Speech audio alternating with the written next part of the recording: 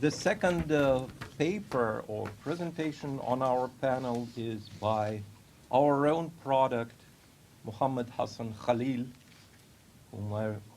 whose defense I remember vividly.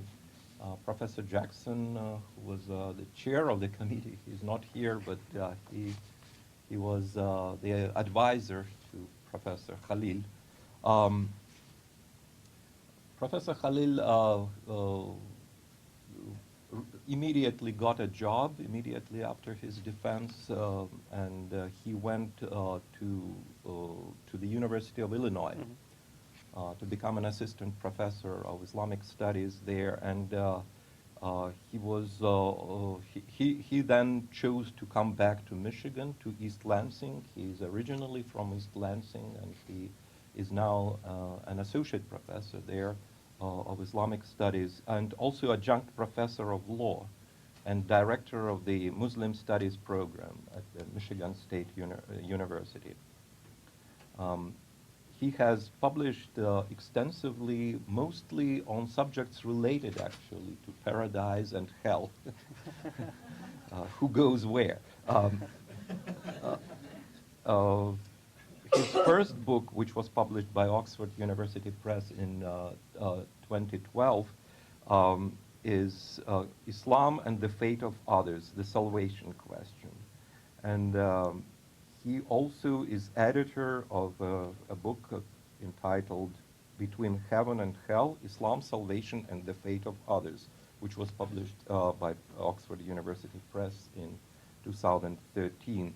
And a new book to be published by Cambridge University Press is forthcoming. It's entitled, very intriguing title, Jihad, Radicalism, and the New Atheism. All very catchy words. Yeah. I wonder what the new atheism is. We'll probably discuss it over the dinner. Please join me in welcoming Professor Khalil. The title is on the... Thank you, Professor Kanish, for that very generous introduction. And yeah, it was almost a decade ago that I defended, and I had Professor Cole on my committee, Professor Kanish, Professor Jackson, Professor Bonner. So it's surreal to be back here a decade later. When Professor Cole invited me, I said, you know, I'm doing this new book on jihad, radicalism, and the new atheism. I picked every hot word you could imagine. And he said, and so I said, you know, I'm doing this thing, and maybe I could talk about bin Laden. And he said, yeah, no, it's not exactly what we had in mind. So I decided to do something on my work on salvation discourse and the notion of the righteous other who can attain paradise. First of all, I want to thank, of course, the organizers, Professor Cole and Jessica and Samia, and everyone who put this together. So, how will God judge non-Muslims in the life to come? This has long been a contentious question in Islamic thought, and one with profound practical implications. Consider, for instance, the case of a believer who holds that all or most non-Muslims will be damned. Such a believer might go to great lengths to convince others of the truth of Islam, thereby attempting to save them. Alternatively, the believer might choose to look down upon such individuals, deeming them fuel for the fires of hell. Today, I shall examine a response to the question at hand offered by the influential modern Muslim scholar Muhammad Rashid Rida. But first, I must say a few words on one of the medieval theologians he invokes in his analysis, namely the influential 12th century Ash'arite Abu Hamid al-Ghazali. Now, the prevailing doctrine in Islamic thought is that God may excuse, at the very least, those non-Muslims who never encountered the Prophet Muhammad's message. This is predicated on the Quranic principle that God does not punish anyone until he has sent a messenger. Perhaps the most well-known criterion for non-Muslim salvation was developed by al-Ghazali in his famous treatise Faisal al-Tafriqa. Here we find al-Ghazali asserting, in passing, that God's mercy is so overwhelming that it will encompass many non-Muslims whose lands lie far beyond the lands of Islam. and whose rejection of the Prophet was hardly informed. Al-Ghazali offers Turks and Byzantine Christians as examples. Incidentally, you'll notice throughout the lecture I use the term salvation. To be clear, I'm using this term in its broadest sense, much in the same way Al-Ghazali uses the term al-najah in Arabic, which connotes deliverance from punishment. Now, in outlining the criterion for non-Muslim salvation, Al-Ghazali delineates three categories of non-Muslims. The first are those who never even heard the name Muhammad. The second are those who heard of the Prophet, his message, and his miracles, and then chose to ignore or reject Islam. The third are those who heard only negative things and false things about the Prophet. According to Al-Ghazali, only the second category, those who encountered the truth of Islam and then rejected or ignored it, would be culpable before God. The other two categories of non-Muslims would receive God's mercy. Al-Ghazali goes on to describe what I call his fourth category of non-Muslims. These are individuals who encounter the truth of Islam and then actively investigate it before passing away. In short, they are sincere truth seekers. Although such non-Muslims never converted to Islam, Al-Ghazali asserts that they too would be saved on account of their sincerity and, more importantly, God's mercy. But what about those non-Muslims who encounter the truth of Islam but simply do not find it convincing or compelling? Might divine mercy extend to such non-Muslims, especially if their rejection of Islam was not apparently due to arrogance or laziness? According to the popular 9th century Mu'tazilite al-Jahidh, God would not damn such individuals on account of their having not accepted Muhammad's message. For as the Quran states, God does not burden any being with more than it can bear. According to Al-Ghazali, that's so hard to say, Al-Jahidh's position is not unreasonable, but it is not supported by revelation. In his book on legal theory, Al-Mustasfa, Al-Ghazali argues that the inability to recognize the truth of Islam reflects a disease of the heart. After all, the Quran often rebukes the wicked for their faulty beliefs and suppositions, as when it states, they think they have something to stand on, 58:18, or they rely on guesswork, 2:78. As such, for Al-Ghazali, a righteous non-Muslim would naturally feel compelled to investigate Islam after encountering it. Notwithstanding this restriction, Al-Ghazali was ultimately a soteriological optimist. He believed that most of humanity would eventually be admitted into paradise. Al-Ghazali justifies this optimism by invoking the notion of divine mercy and Quran 31:28, which reads, "Both the creation and the resurrection of all of you are as that of a single being." As Al-Ghazali explains, just as most people in the world enjoy health and material well-being or live in enviable circumstances, inasmuch as, given the choice, they would choose life over death, and just as it is rare for even a tormented person to wish for death, so too will it be rare for one to dwell in the fire forever, compared to the number of those who will be saved outright and those who will ultimately be taken out of the fire. Of course, no one writes in a vacuum. One can only wonder whether, if he were alive today, Al-Ghazali would have maintained both his optimism and his particular criterion for non-Muslim salvation without modifying one or the other. After all, Al-Ghazali's criterion was derived not just from revelation, but also from the world he knew, a world in which Islam represented the dominant culture. With this in mind, we shall now flash forward to the modern era and examine the views of one of the leading Muslim thinkers of the 20th century, Muhammad Rashid Rida. As we shall see, Rida attempted to reconcile Al-Ghazali's widely accepted criterion for salvation with his own modern reality, a reality in which numerous well-educated non-Muslims had been exposed to and familiar with the Islamic message, yet chose not to investigate it actively, let alone convert. For Rida, it would be unreasonable to assume that a God of mercy and justice would simply damn these multitudes for not believing in or actively studying Islam, at a time when the so-called Muslim world was marked by weakness and stagnation. Born in 1865 near Tripoli in present-day Lebanon, Rida is known as one of the leading figures of the modern Salafi movement. After he moved to Cairo in 1897, he became a prized disciple of Muhammad Abdu. Together, Abdu and Rida produced one of the most influential and widely circulated Islamic periodicals of the 20th century, Al-Manar. Following Abdu's death in 1905, Rida steered the Salafi publication, giving it a more conservative hue, until his own demise 3 decades later. Most relevant for our purposes is Rida's Quranic commentary in Al-Manar.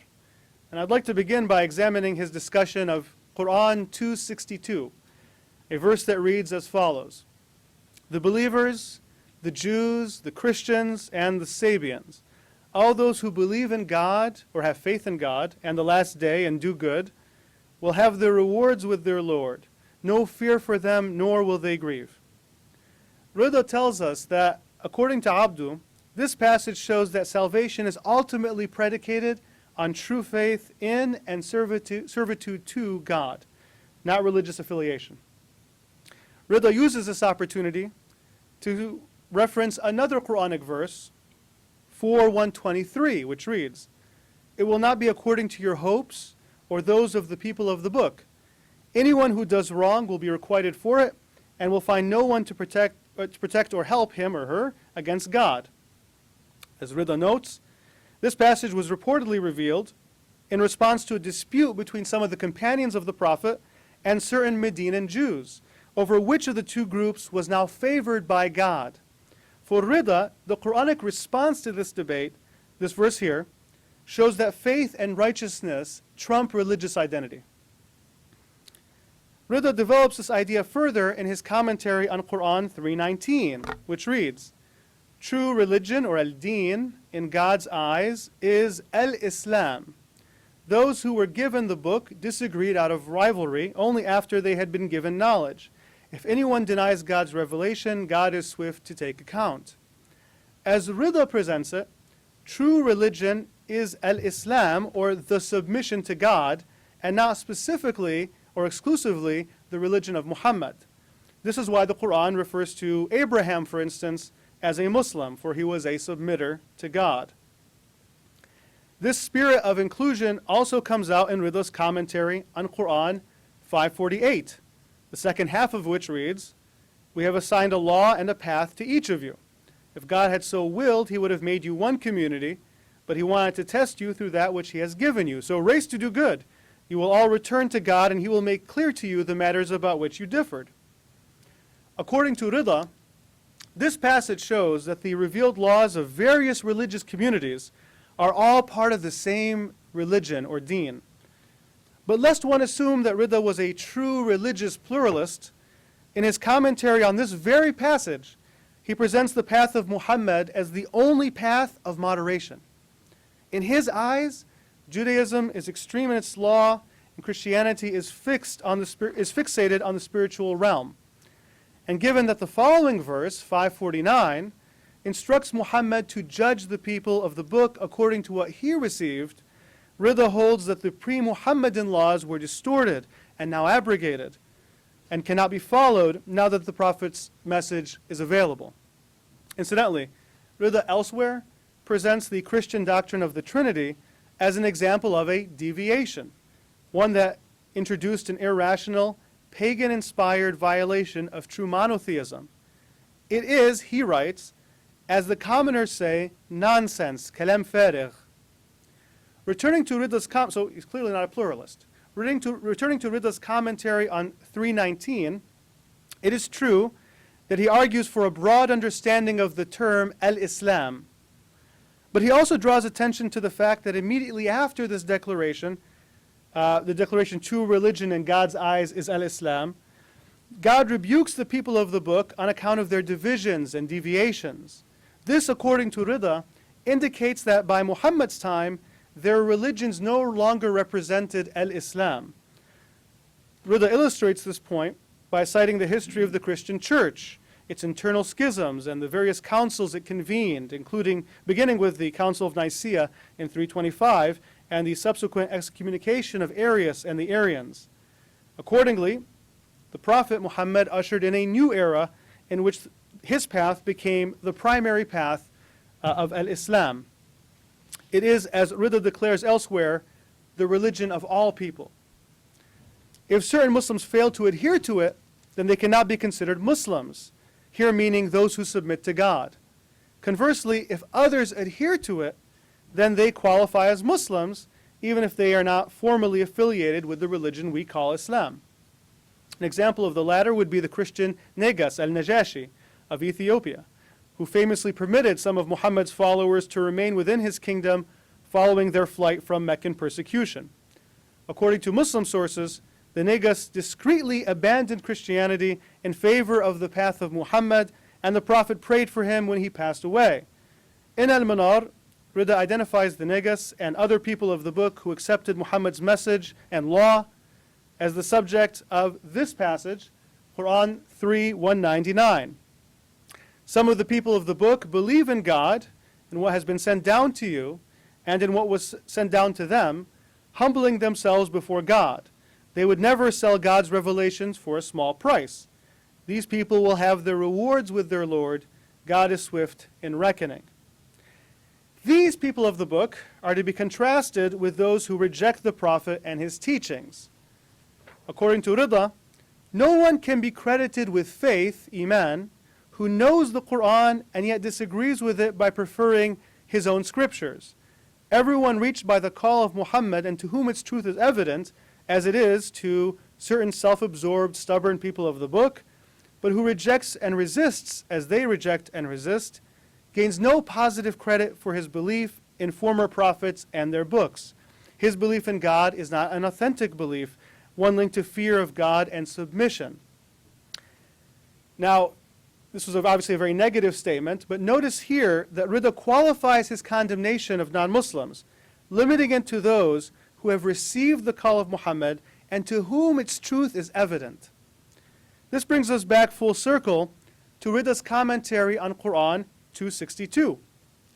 Here, in discussing the fate of non-Muslims, Rida invokes Al-Ghazali's criterion for salvation. This is interesting. This is how Rida describes Al-Ghazali's three categories of non-Muslims. The first are those who never heard of Muhammad.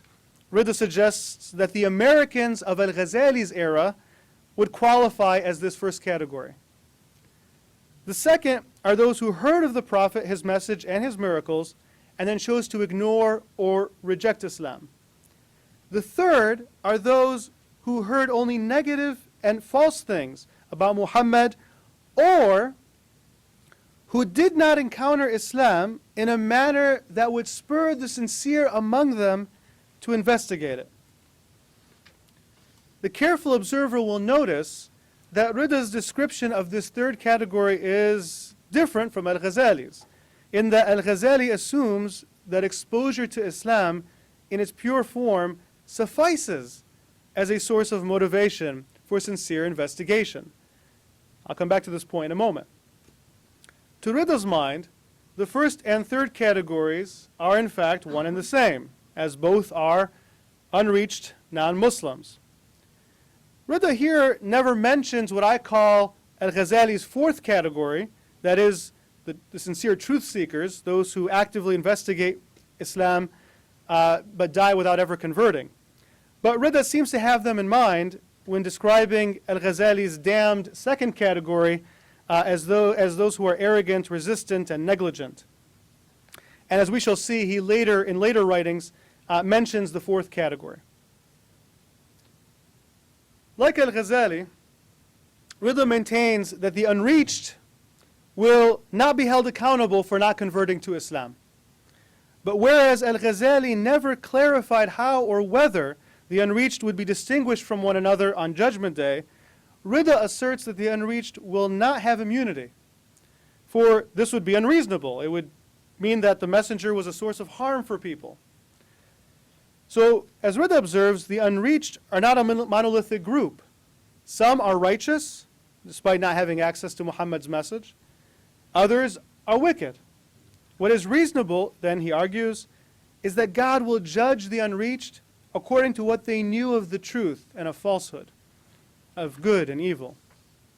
As vague as this criterion might seem, Rida assures us elsewhere that people, including the unreached, generally have a sense of what is good and evil. What is occasionally unclear is the details, however consequential they may be. What then of unreached Jews and Christians?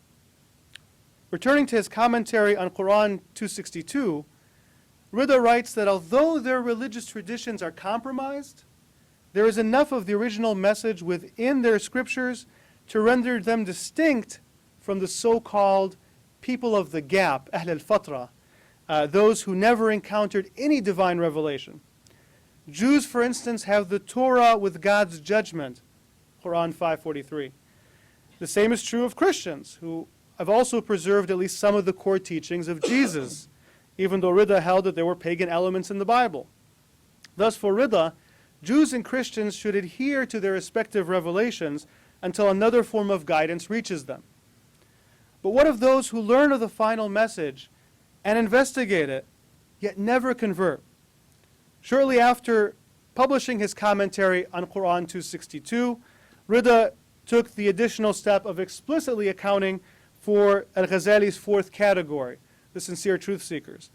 In June of 1903, in Al-Manar, he received a letter from a certain Abdul Hamid of the northern Egyptian city of Az-Zaqaziq, or as we would say in Egypt, Az-Za'ziq.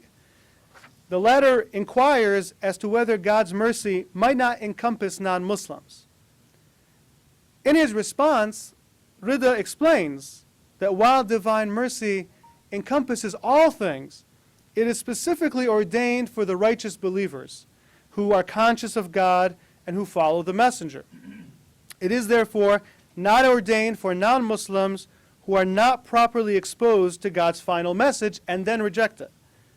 But Rida clarifies that God excuses both the unreached and the reached who investigate the message with sincerity, but who never succeed in discerning its truth. Rida reiterates this doctrine a year later in Al-Manar in a reply to a letter from a certain Muhammad, a prison clerk residing in Sudan, who asks, "Is it true that the unbeliever and the Christian will remain in hell?"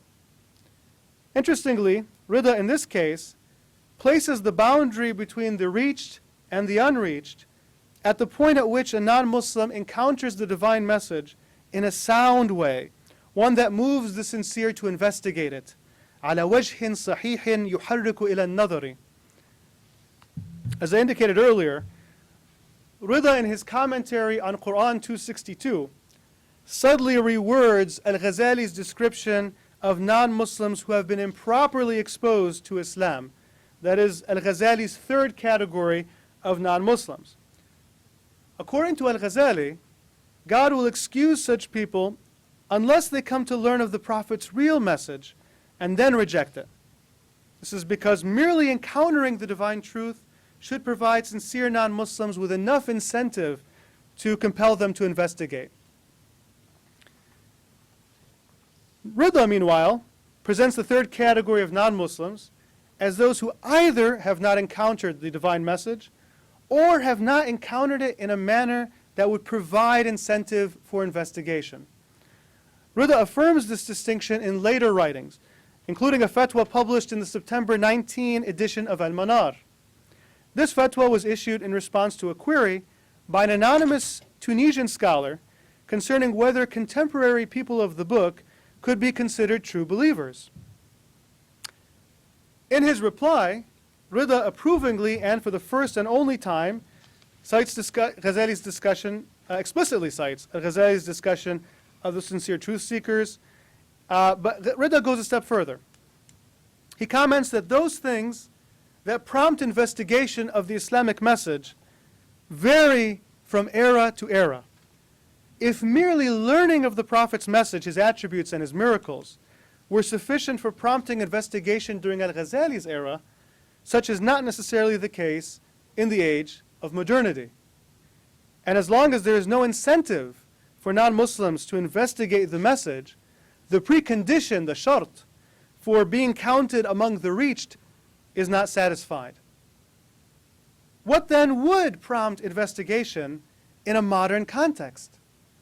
According to Rida, whatever the context, it depends entirely on the state of mind of the person in question and what is clear or unclear to that person. He opines, for instance, that it would be unthinkable that sincere people of the book who believe in God and the last day and who do righteous deeds would simply reject Islam once its superior and progressive nature were made clear to them. Instead, they would find themselves compelled to accept it.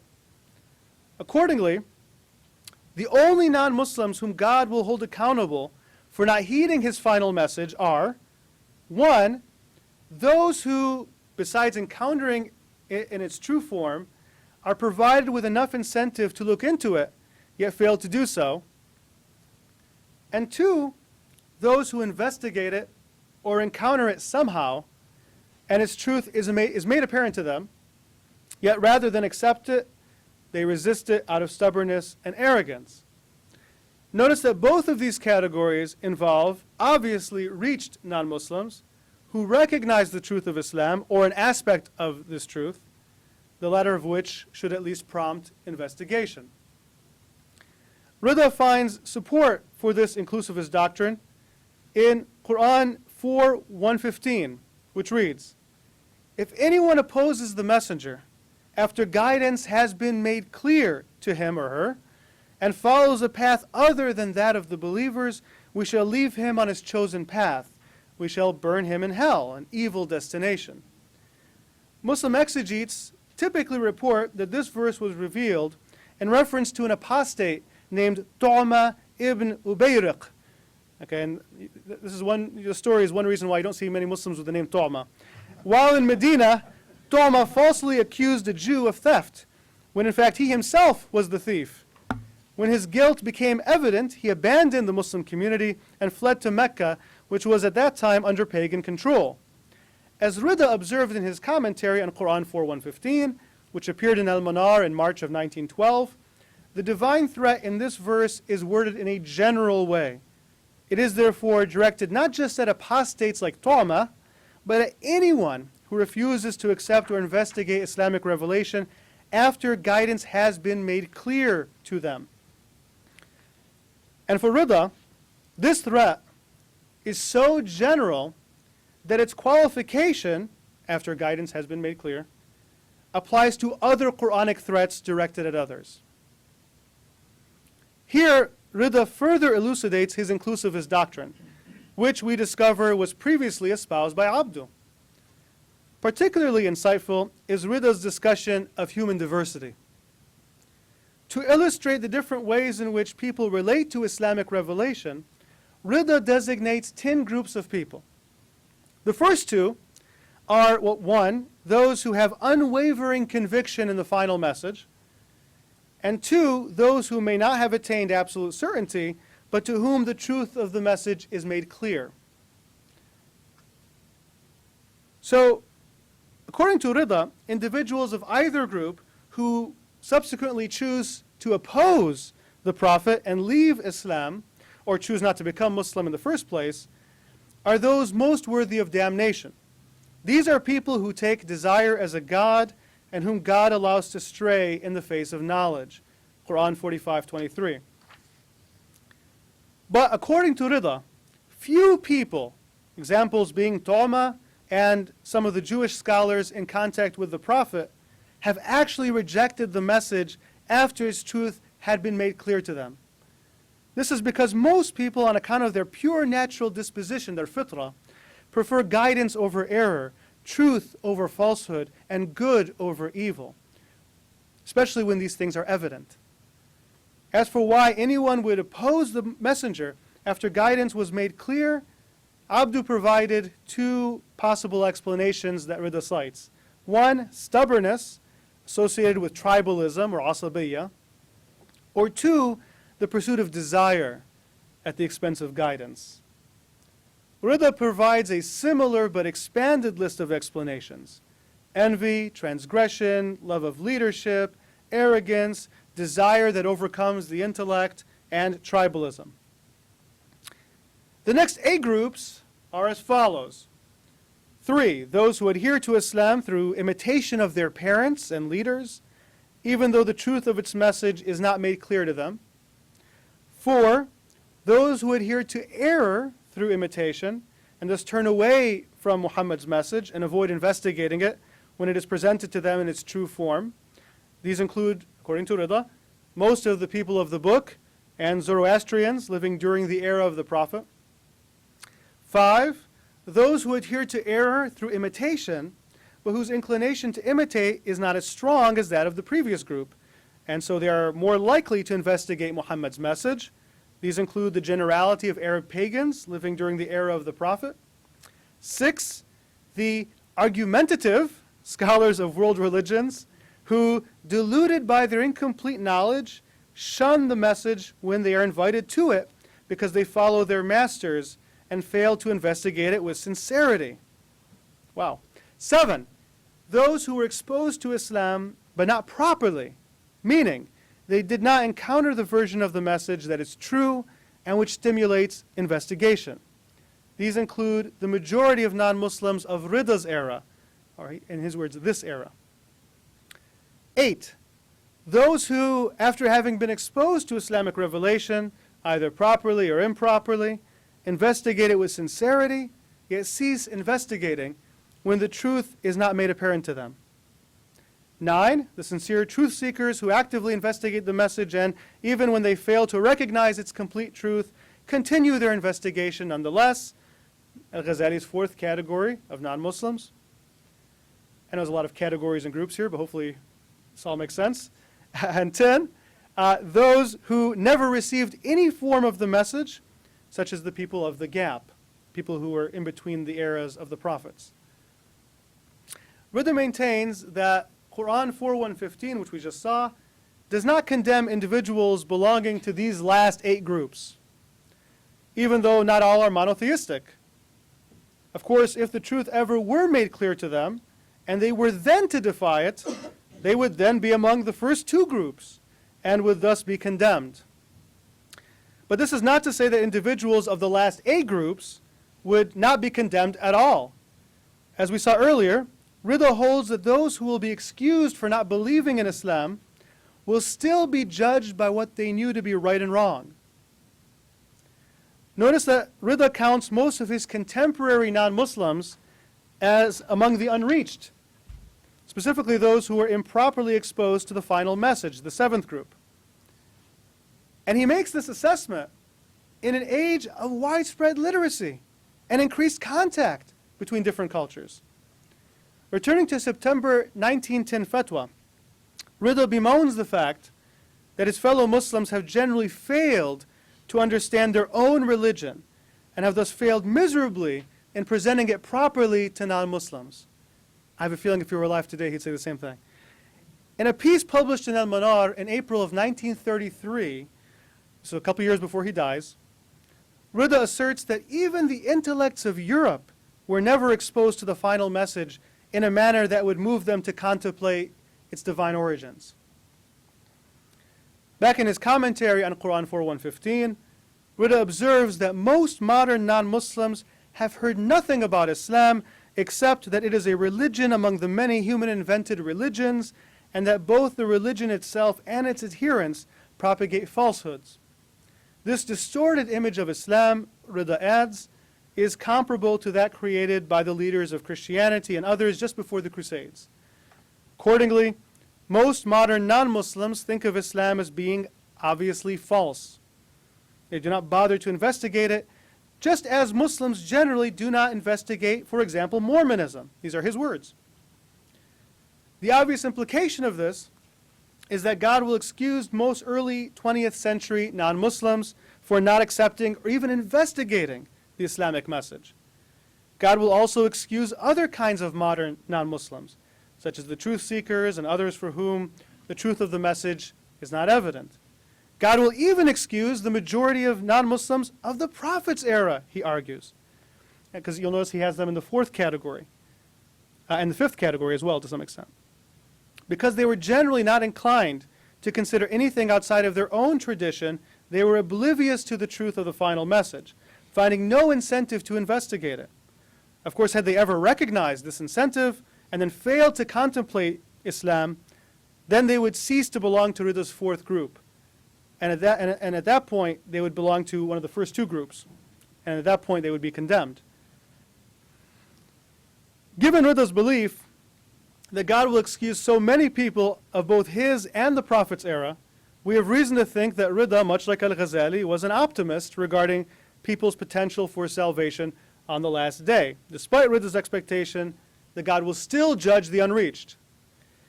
As we have seen, Rida asserts that most people, on account of their natural disposition, prefer guidance, truth, and goodness over their opposites. This explains why those who reject Islam, after its truth was made clear to them, are small in number. Thus, when the Quran states, most people do not have faith, Rida asserts that faith here means complete faith, al-iman al-kamil, and that people here may simply refer to the people residing in Mecca when this Meccan passage was revealed. I should note here that when Rida cites Al-Ghazali's criterion for non-Muslim salvation, he cites the same portion of Al-Ghazali's treatise, Faisal al-Tafriqa, that presents Al-Ghazali's case for optimism. Had Rida taken issue with Al-Ghazali's optimistic outlook, it would have been odd if he had not at least made a brief note to this effect. Moreover, throughout his writings, Rida never gives any clear indication that he was anything but an optimist regarding salvation. This, however, does not mean that his optimism is always obvious. For instance, when the Quran states that most of the people of the book are wrongdoers, 3:110, Rida takes this to be a general statement applicable to contemporary people of the book. Rida takes this he argues that, because the verse says that they are fasiqun, so he says that the corruption or fisq tends to become more prevalent over time within all religions. But sinfulness, or fisq in this case, need not warrant damnation for ages. It should be recalled that Al-Ghazali's optimism is not predicated on a belief that the great bulk of humanity is so righteous that it will attain immediate salvation. Instead, Al-Ghazali assumes that throughout the lengthy period known as Judgment Day, countless sinners may be briefly chastised for a second, or an hour, or some period of time, by virtue of which they earn the title Party of the Fire. This group is in addition to the many individuals who will simply be taken to account or saved from hell through intercession. It is only those who are extremely evil, constituting a small proportion of the Party of the Fire, who will remain in hell beyond the last day. Yet while there is much overlap between the frameworks of Al-Ghazali and Rida, it is their dissimilarities that are most striking. Although he cites Al-Ghazali, Rida's standard for determining who qualifies as a sincere non-Muslim is decidedly more lenient. He even converges with the doctrine ascribed to Al-Jahith, namely that non-Muslims who fail to recognize the truth of the message will be excused, a doctrine Al-Ghazali explicitly rejected. But one would never know this reading Rida. Al-Ghazali argued that blind imitators are culpable if they encounter an accurate representation of Muhammad's message and then fail to accept or investigate it, regardless of whether the truth of the message was ever made clear to them, because God provided them with intellects capable of recognizing the proofs of the Prophet, and so their failure to see the truth is symptomatic of a disease in their hearts, according to Al-Ghazali. From Rida's standpoint, however, the inability to appreciate prophetic proofs may have nothing to do with impure hearts and everything to do with less than ideal intellects. Consider, for instance, Rida's 10 groups. Each group represents a different level of intellectual development. For instance, the blind imitators, Rida's 4th group, for example, are inferior to the truth seekers, the 8th and 9th groups. The truth seekers who cease investigating, the 8th group, are inferior to the 9th group, the truth seekers who continue to investigate. And Rida, in a 1905 piece, indicated that those who succeed in recognizing the truth of the message are superior. So you can see here that these are different levels of intellectual development from Rida's perspective. As Rida would have it, those with a disease in their hearts are those who reject the final message after seeing the truth, and not necessarily those whose mental vision is impaired in the first place. And to this, Rida adds another layer of nuance. The inability to see clearly may in fact have less to do with the quality of one's intellect than with one's social, cultural, and political environment. It would be challenging in a modern context to affirm both the particulars of Al-Ghazali's inclusivist criterion and his optimism without modifying or rethinking one or the other. Again, Al-Ghazali maintains that the unreached cease to be so once they come to know of the Prophet, his character, his miracles, etc. Because so many non-Muslims of Al-Ghazali's era never came to know of these things, it was relatively easy for Al-Ghazali to justify his claim that the overwhelming majority of humanity will be saved without violating or modifying his own criterion. But early 20th century non-Muslims, especially the many intellectuals among them, would have been much more likely to hear of Muhammad and the noble qualities and miracles ascribed to him.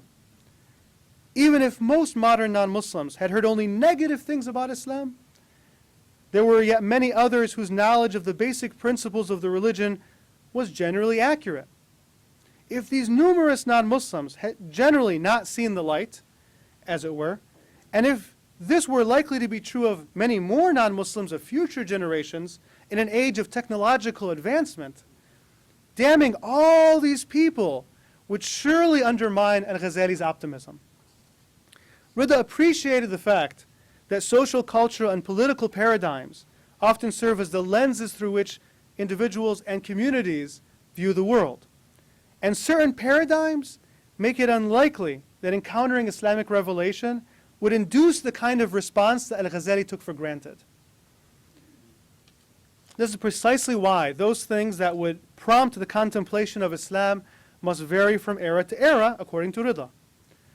In the age of modernity, proper exposure to the message could not simply entail exposure to the Prophet's attributes and miracles, especially in an age where miracles are often dismissed. The prevailing paradigms must be sufficiently counterbalanced, but how or at what point this occurs is not entirely clear. Thank you.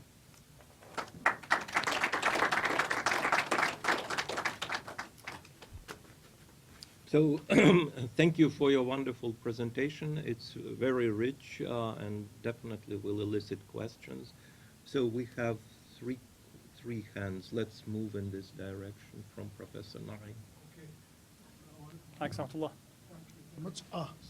Thank you very much. You started by saying that the point about salvation is that some might either consider people to be left for God to judge, or they look down on them as inferior. Which is the more relevant to the issue of peace and religious pluralism?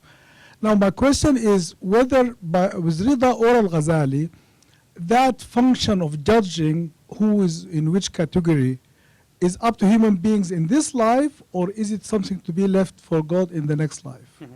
Yeah. Well, I think across the board, there's that recognition that we can't say definitively anything. This is just speculation.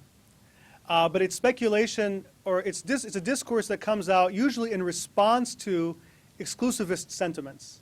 So for instance, Al-Ghazali in Faisal al-Tafriqa, he's responding to exclusivist Muslims who say you have to be part of this Ash'ari, not just Ash'ari, but this particular Ash'ari school of thought to be saved. So yes, only Allahu Alam, of course, but there's this idea that, so this is coming basically in response to these exclusivist tendencies. And Rida, in some ways, is doing the same thing. Rida is responding to letters. And of course, a lot of this is coming from Abdu as well. And so he's responding to these exclusivist tendencies that he's seeing. And then to go back to your first question, yeah, I mean, there is this widespread belief that exclusivism is, it undermines peace. And for example, you see this in Sam Harris's book, and this is one of the new atheists I look at in my book. So when I say new atheism, I'm referring to this group. In his popular book, The End of Faith, Sam Harris says that Islam condemns all non-Muslims, and in this light, the people who died on 9/11 were nothing more than fuel for the fires of hell. So Muslims just see non-Muslims as fuel for hell, and so that's what makes something like 9/11 doable. So that's one way of looking at exclusivism. But to be fair, I have to look at the other side as well, which is the other side that says, well, I'm an exclusivist, but I'm actually more caring toward non-Muslims because I want them to be saved. So you see both of these tendencies. So it's complicated. And I can't give a simple answer. I think certainly one can see that exclusivism can lend itself to tension. You can maybe more easily than, let's say, an inclusivist or a pluralist orientation. I'm thinking more in terms of Ahmadiyya in Pakistan, for Yeah. example. I mean, to go to the extent of constitutionally defining Yes, people who self-identify as Muslims that's right. as non-Muslims because you don't come to being Muslim by my criteria. Right, right. So would Al-Ghazali justify that? Oof, that's a good. So, I don't know about the constitutional dimension, but the theological dimension, I could see him.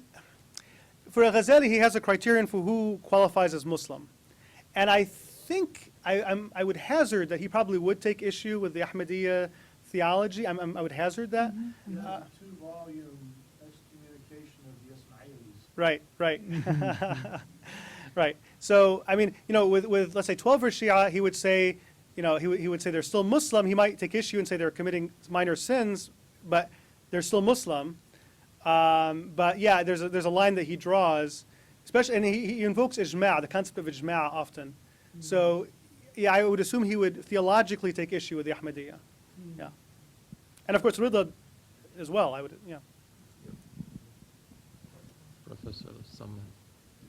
Yeah, thank you very much for a very rich discussion. I'm wondering, on the theological spectrum, say from the Qadarites to the Jabarites and the Murji in the middle, where you would place Rida. And the other question is, in all this discussion, it appears that the fundamental vehicle for attaining salvation is really the human will. And so I wonder where this discussion on Rida stands in relation to the question of free will and predestination. Well, that's a good question. I guess the first thing I would say is that it's hard to put Rida in a box because Rida is kind of a hodgepodge of things. Especially if you think about Abdu, and then he's got his own thing, becoming more, as he becomes more conservative. He's kind of a hodgepodge of things. And so it's difficult for me to answer that question because you see conflicting tendencies with Rida. And then the second part of the question, free will predestination. I mean, certainly from the Abdu side, there's a lot of emphasis on free will. And then with Rida, yeah, there's that too, but I get the feeling there's also some of that predestination coming out in the later writings, maybe a bit. But I can't say with certainty. This is not something I focused on. We have people who are specialists who could maybe answer that question better. So. Yes, do you pass on?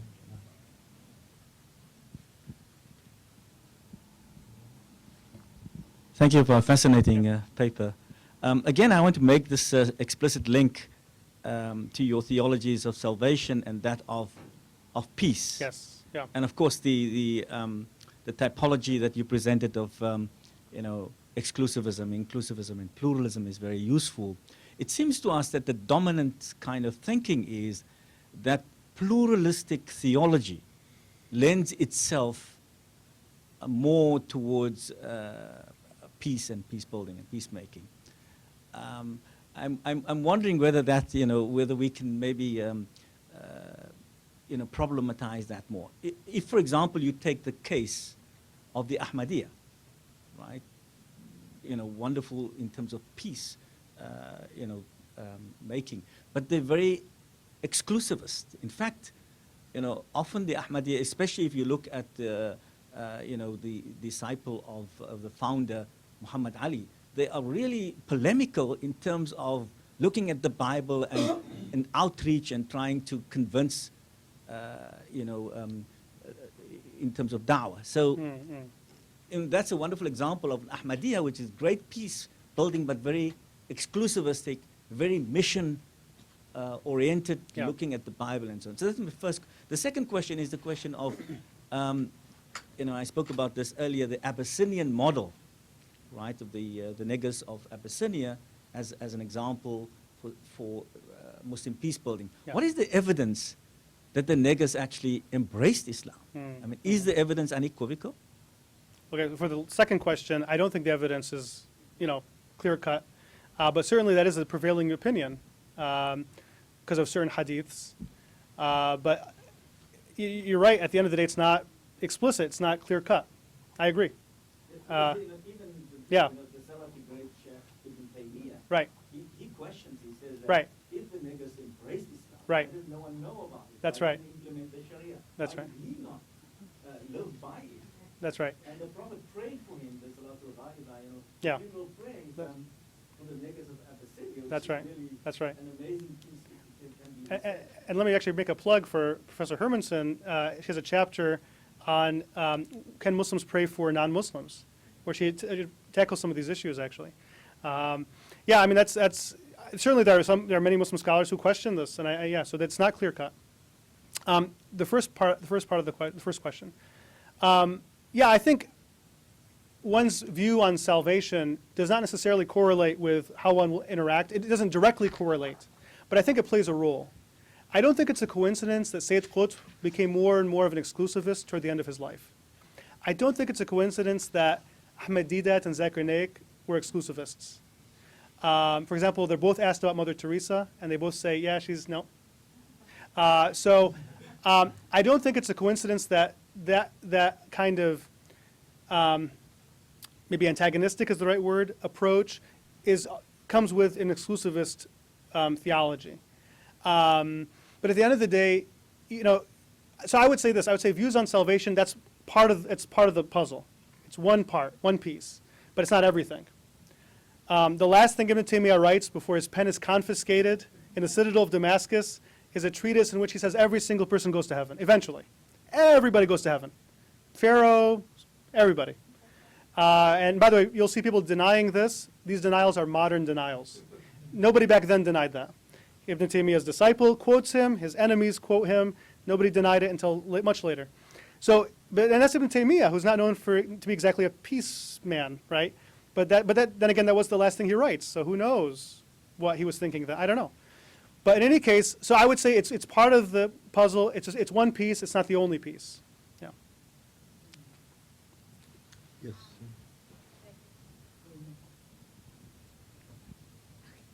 Well, no, because I know it's being recorded.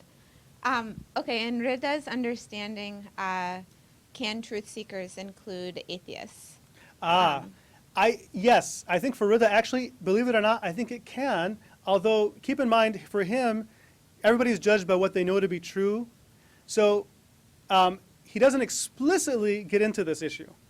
But the way he presents it, where even he speaks of people doing, polytheism being accepted, then one would assume then therefore atheists would also. And also when he talks about the European scholars, one gets the sense that he's talking about atheist scholars. Okay. So one gets the impression he's actually open to atheists going to heaven. And that's obviously controversial. And by the way, I want to point out, there are some like the Maturidiyya who say that even if you don't receive revelation, you should at least believe in God.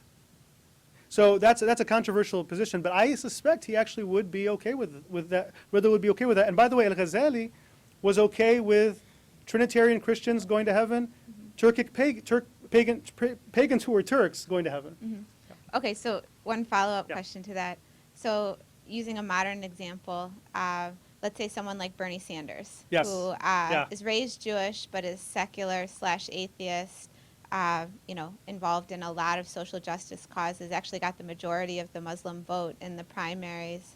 But I don't know for sure that he's atheist, actually, but Yeah. I think he is, or at least not practicing in any Right. in any way. Right. How do you think Rida would view someone like that? I don't think Rida would say that he'd feel the burn. Sorry, that was a bad joke. No, I think that was a bad joke. Sorry. I think Rida would be open to someone like that going to paradise. Yeah, I think he absolutely would. Yeah. Interesting. Yeah. Okay, Yeah. thanks. Well, thank you so much, Mohammed. This is wonderful. I think it is probably good also to look on the constitutional side. When I was researching Rida, I came across some essays in the early 20s when the Egyptians had succeeded in getting their independence from Britain to some extent in 1922. The next thing they did was to write a constitution. And there was a debate around a provision that was proposed in that constitution for freedom of religion. And Rida argued against it on the grounds that heterodox movements would be enabled to proselytize freely in Egypt. He specifically mentioned the Baha'is. So he may have thought they might go to heaven, but he didn't want them free to organize. Right. So Right. that speaks to some of the Yeah. questions that have been raised, is what is the relevance of a pluralist Right. soteriology to social relations? That's right. And apparently it's a weak relationship on Well, this evidence. Yeah, I would say in some cases the connection might seem weak or non-existent. Like that's a good example. I think in other cases though that it's more evident. So I think that's why I say it's a piece, but it's not the only piece. So. Thank you. Any other comments, questions? I have just one question. The situation of Rashid Rida, of course, with the Western domination is obvious. He has to respond to Western challenges. For Al-Ghazali, it seems obvious that he should have addressed the issue of the Crusades, which were taking place exactly when he was active and writing. But he never mentions this as a threat or as an issue for the Muslim world. I know that it is a big question. Why do you think he ignores the challenge, or we simply haven't yet found his reaction? But to some extent, there is a similarity. It's a Christian threat for the Rashid Rida and for Al-Ghazali, but Ghazali chooses not to address it at all. And second, what is Rashid Rida's attitude to Shia? Because definitely he lived among the Nusayris, and they were seen as, how did he see them?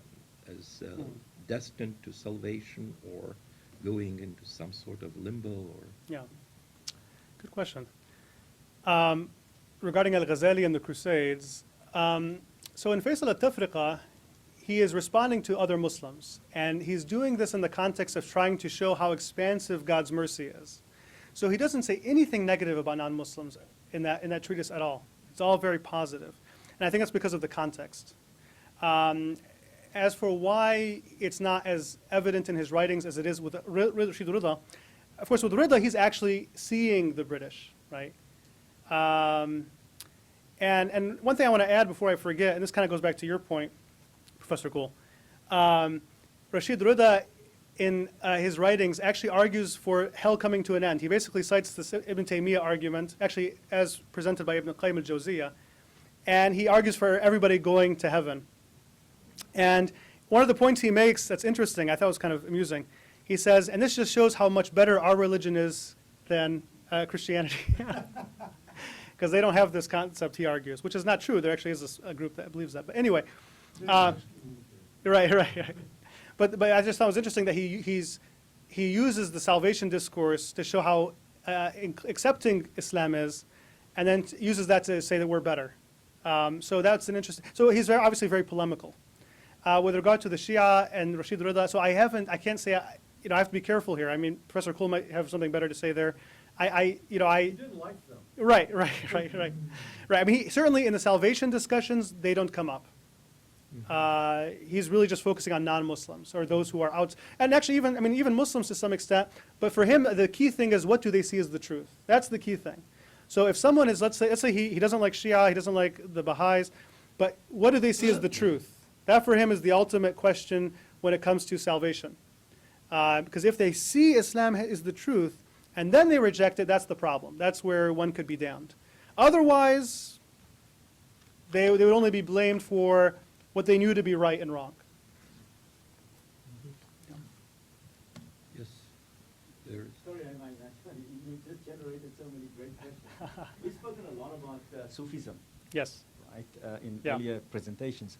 And there are some Sufis who are in fact more exclusive than exclusive as Muslims, believing that if you do not make bay'ah to a specific imam, you will not enter paradise because the imam is supposed to lead you. Yeah.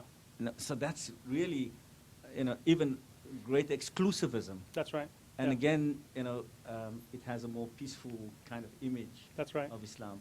That's right. Can you speak a little bit about that? Wow. So to be honest with you, the Sufis that I have studied, they tended to be inclusivist Sufis. So like Ibn al-Arabi, for example, or Mullah Sadra. So I didn't really spend too much time on the exclusivist Sufis. Maybe Professor Hermanson or others might have some thoughts on that. But I'm only familiar with the inclusivist Sufis. I will say this: there is an assumption that medieval Sufis were pluralists, like Ibn al-Arabi, for example. But I think I would actually say he's actually more what I would call a liberal inclusivist. In other words, he's not exactly a pluralist. He still sees Islam, like, if you recognize the truth of Islam, you really should follow it at that point. There are multiple truths, and they're all, everything's from God, everything leads back to God. And even the people in hell will get to enjoy hell at some point for Ibn Arabi.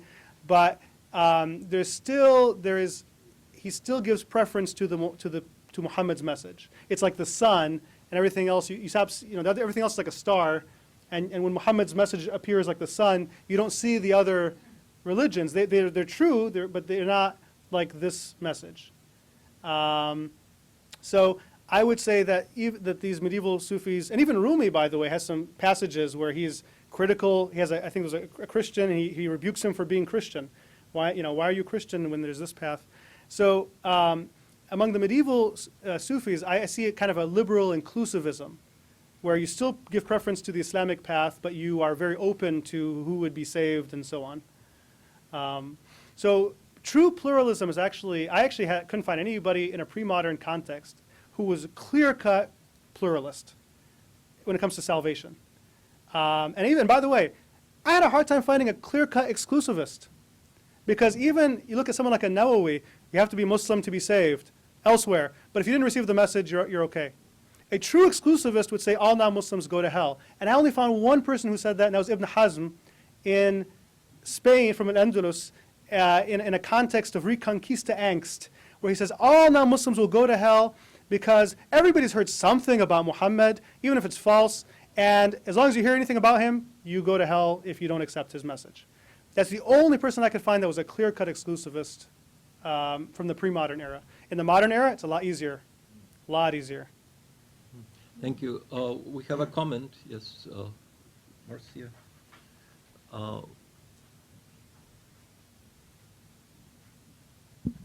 Sorry, it's not about Sufis, but it makes it even more complicated. In Chicago, there was a bit of a flap at one of the local mosques because a Deobandi scholar who was speaking there said that Muslim women who don't wear hijab will go to hell on the basis of the ayah that you had up there, kind of willfully disobeying the Prophet. Interesting. And so I think that's an interesting kind of modern, example of, contemporary example of kind of making theology on the wing and taking it in a very intra-Muslim condemnatory. Yeah, on the basis of that one. Interesting. Yeah, there's one last question, and then we need to start. Yeah, please. I'll ask two questions, and I'll let you choose. One is, does the mysticism of late Ghazali affect his soteriology at all?